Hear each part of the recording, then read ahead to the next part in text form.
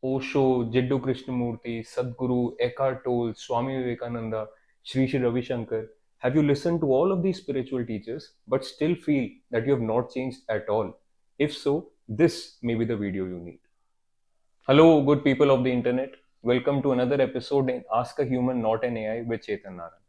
Today's question is probably the most honest question I've received so far on my series. It's a very tough question, it's a very tricky question, but because it's so honest, I would love to address it today because this is something that I have personally felt too in my spiritual journey, and therefore talking about it is definitely going to feel good. Let's see. This is from Shakti Nayak, and he says, I have read the philosophy of Buddha, Krishnamurti, Osho, Western philosophy, Taoism, etc., and followed the path of many spiritual teachers, but in the end, I am nowhere. Why? And how can I really change my life? Such a beautiful question, Shakti. Thank you for being so vulnerable in front of me. I really appreciate this because, like I just mentioned, this is something that I have personally felt too. And I would want to say that every spiritual seeker, or let's say almost every spiritual seeker, encounters this situation in their spiritual journey sometime. That all of these different philosophies that they're listening to, consuming, etc., they're not working. They're not working for them. And if I be really honest with you, I cannot answer your question because all of us are entangled in our own specific ways. And to really answer your question suited to your particular situation, I would have to know a lot more about you. But having said that, because I have felt this myself and because I think I can understand where this comes from, I can address it. So let's see how this goes. In fact, when a radio question, like I say, this is something that every spiritual seeker encounters at some point. I was reminded of this book, Siddhartha by Hermann Hesse. The lead character in this book, Siddhartha, actually feels exactly this. Even when he meets the Buddha, he rejects his teachings because he was done with teachings. And he even tells Buddha exactly this, that your teachings are not what will enlighten me, so I will have to reject them. I think now that you've consumed so much spiritual content already, you must check out the book review I did of this book, and you must also read this book. This is just 100 odd pages. I think there are some life lessons here that you will relish. And now, on to your question. You say, I am nowhere. Well, that makes me want to question you firstly. What were you expecting, Shakti? Because it is true that we encounter all of these teachers and all of these teachings and all of these life lessons with the perspective of a very small, a very tiny ego. And that may end up setting expectations which are almost improbable, almost impossible, even. It could be that you may think that because you have read all of these books and you have listened to and understood all of these teachers, other people should now appreciate you for being so wise. Other people should start to take your advice about their life situations at face value. And if they do not do that, you feel that you are not there because you are not the teacher that you are trying to imitate. Now, let me relieve you of that, Shakti. That may never happen. Even with these teachers, if you were to show the videos and the books of these teachers talking about the same things to these people, if they are not attuned to that frequency, they will simply reject it. And therefore, somebody else's actions, somebody else's validation or expectations or acceptance is not your task. And you need to understand that. I hope you were not expecting this. Then some other expectations that people may set up, this is something which is quite common, so we should address this. People may believe that because you've understood all this philosophy and spirituality and you've listened to all of these teachers, you will never feel low again, you will never feel sad again, you'll never feel jealous again, you'll never feel fear again, you'll never feel any of those low emotions ever again in your life, you will never have a negative thought even. And if those negative thoughts surface up at any point in our lives, we feel we are nowhere. We feel we are not progressing. Now, again, let me relieve you here. This will never happen that all of these thoughts, all of these negative thoughts, or all of these lower thoughts stop appearing in your consciousness. Because even for these teachers, let's say talk about any of these teachers, Osho, Sadhguru, JK, any of these teachers, even if they claim that for the past, let's say, 20 years, they have not had a single thought of feeling low, they still cannot guarantee that in the very next moment or in the very next day, the very next hour, the very next week, they will not have this thought, because no one can control the future. And you have to realize that these low thoughts, these negative thoughts, are going to always keep appearing in your consciousness. You just need to understand that you don't need to act out on all of them. And that's it. There could be some other expectations also that you could have been considering. Um, for example, oh, this is a good one. You could be expecting that now that you've understood philosophy, now that you've understood from all of these teachers what they were talking about, you will no longer come across anything ever again that is going to challenge your understanding, that is going to challenge your knowledge. Now, this is also one crazy expectation that we can set up for ourselves, because consider for a moment that even if the Buddha was alive at this moment, the amount of knowledge that humanity has accumulated over all of these years, I'm not talking about simply wisdom, I'm talking about knowledge. There are so many things that the Buddha would not know about. He would be clueless about a lot of those things. And therefore, to expect that you will someday reach a point where there would be no other knowledge, no other understanding that will ever challenge your current level of thinking, that's insane. I want to relieve you from that expectation too. And then, of course, this is quite related to what we just talked about. You might be expecting that you will be there when you will be feeling happy always, all the time.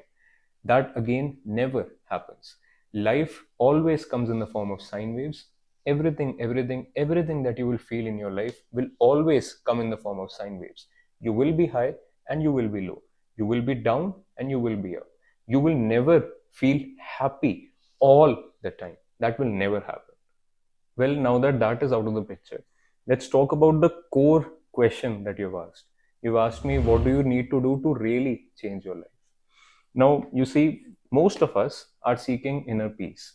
We call it fancy names, which we derive from all of these spiritual teachings. We call it nirvana, enlightenment, moksha, etc. But quite literally, what we're seeking is inner peace. And if all of the expectations that I talked about initially in this video, if you are aligned with that, if you're aligned with the fact that these expectations are what could be limiting you from actually seeing that you're progressing, we can move ahead. Now, we're seeking inner peace, we are seeking fulfillment, and what happens usually is that we always look externally for things to fix us, and that is needed initially. I'll tell you why. Because most of us in the modern day, this has been happening since centuries, but especially in the modern day, we are so busy in our day to day lives that our drama, whatever is happening in our life situations, all the drama, all the busyness, all the seriousness, it keeps us so occupied that we need something to sort of distract us away from these distractions. And these spiritual teachings, these books, these spiritual teachers fulfill that role quite well, because they will help you distance yourself away from your life situation so that you can focus on what is really important. But what happens very soon is that these teachings themselves become the distractions. Because consider for a moment, there is always a part of you that is making you resist the present moment, and therefore you're looking for something to fix yourself. You're always aware that there is a part of you that is always coming up with things to fix, and you think that the fixes lie outside of you. The fixes lie in teachings, the fixes lie in different practices, etc. And that is what has happened even here. You have again asked me for a teaching, having rejected all of the different teachings that you've already received. Having gone through all of that cycle, you are only perpetuating the cycle by asking me for another teaching. And if I was to give you a teaching today, what will happen is it will move you maybe for the next 2, 3 months, 5 months, 6 months, depends on your life situation. But eventually you will get bored of it. You will get so used to it that my name will be in that list. And the next spiritual teacher you would be asking this question, you would also include my name and say that I've listened to all of these people and nothing has helped. I'm still nowhere. What do I really need to do? If you're understanding this, break this cycle this time. Instead of looking as this again as a problem to fix, look at this as something to become more aware of. You need to become more aware of your own thoughts, You need to become more aware of that part of your psyche, of your cycle of thoughts that actually resists the present moment, that always makes you think that this next situation, this next teacher, this next book, this next YouTube video, this next vacation, this next promotion, this next boss, and all the rest of it, this next relationship even, is going to fix me. Break this cycle this time. Instead of acting on the thought of this next teaching is going to fix me, make this a problem of becoming more aware of the root cause of this problem. So, my only suggestion to you would be become more aware of your own thoughts. What you need to do now is distance yourself away from all of this different content that you're consuming, even the videos, even the books, even my videos for that matter. Instead of checking out all of these videos and looking for a spiritual teaching to fix you like this, start to meditate on your own thoughts. Make sure that as soon as a thought comes up to the surface of your consciousness, you become aware of it, you understand where it's coming from, and instead of acting upon it directly, maybe introduce this little space now. If you start to do that, especially if you start to do that actively, so you allocate some time in the day to actively meditate on your own thoughts, you will see that the parts of your psyche that you're suppressing by looking for all of these fixes, will start to surface up in your own consciousness, and you will start to see where your true work lies. And no teacher can give you a generic answer that will fix those specific parts of your own psyche that you really need to become aware of firstly before fixing them. That's it. That's all I would want to tell you. If there is one practice that I'm introducing for you, is that there is no other teaching that you need to look for. You only need to start allocating time to become aware of your own psyche, especially become aware of that part of you, or rather, those different parts of you that are always making you resist the present moment itself. Just sit with your thoughts, awareness in, awareness out. All of this talk actually reminded me of this very beautiful old Zen quote, which goes something like this, very applicable to this situation. Before enlightenment, you chop wood, you carry water. After enlightenment, you chop wood, you carry water.